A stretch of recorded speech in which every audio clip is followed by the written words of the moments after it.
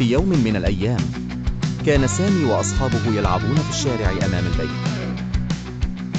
كانوا يستمتعون بأوقاتهم، ولكن لاحظوا أن المكتب القريب أصبح مليئا بالزبالة وبدت المنطقة غير نظيفة. شعروا بالإحراج من منظرها وأدركوا أن هذا الأمر يتطلب حلا. ليلى، إحدى صديقات سامي، اقترحت أن يجتمعوا جميعا لتنظيف المكان معا. تحمسوا للفكرة وشعروا بأن لديهم فرصة لإحداث تغيير إيجابي في محيطهم. قرروا أن يبدأوا المهمة في اليوم التالي بعد المدرسة.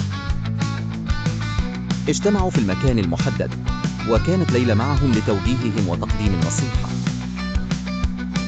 أحضرت أكياس قمامة ومعدات نظافة مثل القفازات والكماشة.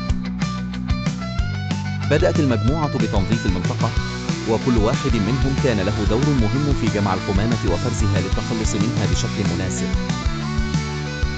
خلال العملية، تعلم الأطفال أهمية رمي القمامة في السلات المخصصة لها.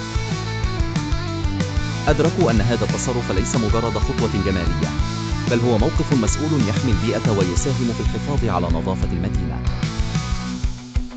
بعد ساعات من العمل الدؤوب، أصبحت منطقة اللعب نظيفة مرة أخرى.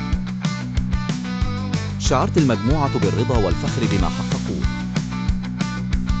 أصبح الجو منعشا، وأبدوا الجميع سعادتهم بما فعلوا. أدركوا أهمية المحافظة على البيئة والوعي الصحي المجتمعي، وتعلموا قيم التعاون والعمل الجماعي.